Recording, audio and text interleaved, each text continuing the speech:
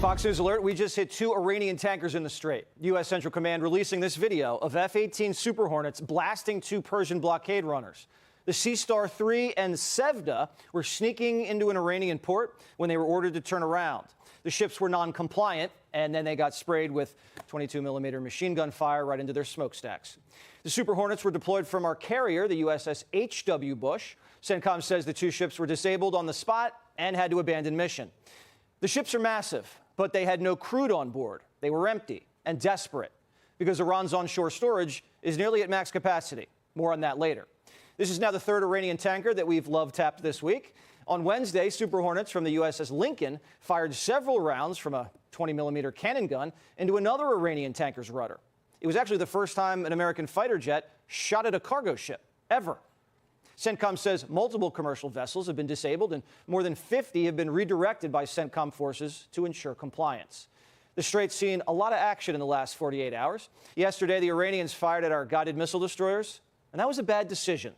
The point is, if there's not much seizing in the firing, because we've well, you should ask that of the Iranians. Don't ask me. We didn't fire. They fired on us. My point is, if you fire at a U.S. Navy ship, what are we supposed to do? Say, oh, there's a ceasefire. We're not going to shoot down your drone. That's a stupid question. That's a stupid position to take. Of course we... Today, we blew them away.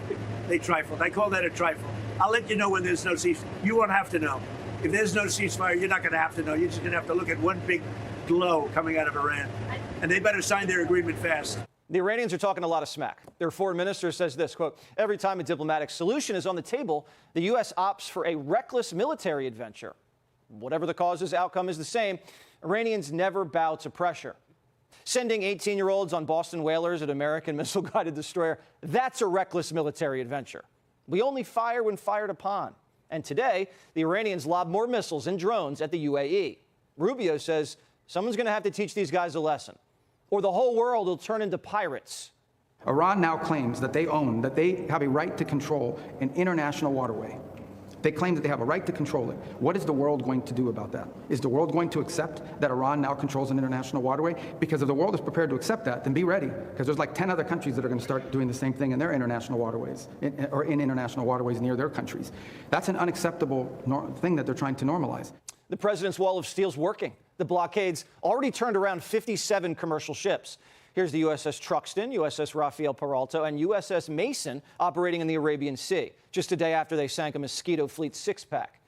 CENTCOM says 70 Iranian tankers are trapped, with over 160 million barrels of oil on board. That's spreading into the water off Karg Island. That doesn't look too good. Primetime reached out to Al Gore for comment. Haven't heard back. We haven't heard anything from any Democrat condemning Iranian economic or environmental terrorism. Another thing we're waiting on? The mullahs. We should know something today. I mean, we're expecting a response from them. We'll see what the response entails. And the hope is it's something that it can put us into a serious process of negotiation. We can get it at any moment tonight, but can we trust it? The hardliners want war because they don't know if they can survive another round of protests. And no one's seen or heard from the gay Ayatollah. Sources say his status is Wizard of Oz meets Weekend at Bernie's. The people we're negotiating with can't be trusted either. Their lead guy, a bit of a swindler. We've said we're not going to take him out initially, at least we have somebody reasonable to talk to. But he wrote a book in 2024 about the power of negotiation. And his parents were rug merchants. And you have to, if you've ever bought a rug at a bazaar, you kind of understand the bartering that goes back and forth. I don't trust him. The president says he might restart Project Freedom and plus other things, quote unquote, if the mullahs don't sign the deal. General Jack Keane says the best deal, probably no deal. I think the prospects of a good deal are likely slim. And even if we do get a deal, here's the problem with any deal that we make, assuming it meets all of our objectives. To get a deal, we will have to provide some funding for the Iranians, admittedly condition-based, and also sanction relief. So when you draw back from that, even after a negotiated settlement... Trump sued both of them. The question is, which one gets the best results? If their peace shooters keep firing, why not knock out the toll booths? Keane says, why not go for the crown jewel? We have an ace here up our sleeve, so to speak. It's Karg Island, and we're obviously blocking it now from any transport coming out of there, and that represents 90%, of their oil resources. So clearly the blockade over time will force an economic collapse. But we can hold Kharg Island hostage. If you're going to attack Qatar's natural gas or the Saudis or the UAE's oil fields, we're going to begin to take Kharg Island away from you in terms of physical destruction. And this just in. The U.S. Special Operations Command ship, the Ocean Trader, was just spotted near our base in Diego Garcia. The last time it came out to play? The Maduro raid. The ship hasn't even been photographed in 3 years. These things come packed with Super Stallions, Ospreys, Night Stalkers, with a .50 caliber machine gun station on the upper deck and a floating command center. This could mean something's about to go down. And Southcom's been working on some new next-gen drone tech, you know, toys for the boys. So who knows what happens? The president, though, is making sure we have a strong economy to cushion the war. Jobs report just came in. Home run. With the big jobs report for April, 65,000 expected. Nay, nay, nay. We are much stronger. 115,000, 115. And last month, They're coming all the way up, and we have hundreds of ships coming up to Texas, coming up to Louisiana, and coming to Alaska, filling up, and they're going back and making a lot of money. The money we spent on the war, we're already even. We just sold over $26 billion of weapons to the Arabs. Gas prices are still too high, no doubt about it, but that's thanks to the Iranians. But the president's staying optimistic. Why focus on all these projects right now? You know why? Because I want to keep our country beautiful and safe. That's such a stupid question you ask. We're fixing up the reflecting pond to the Lincoln Memorial, the Washington Monument, and you say, why are you fixing it up? Because you can understand dirt maybe better than I can, but I don't allow it. This is one of the worst reporters.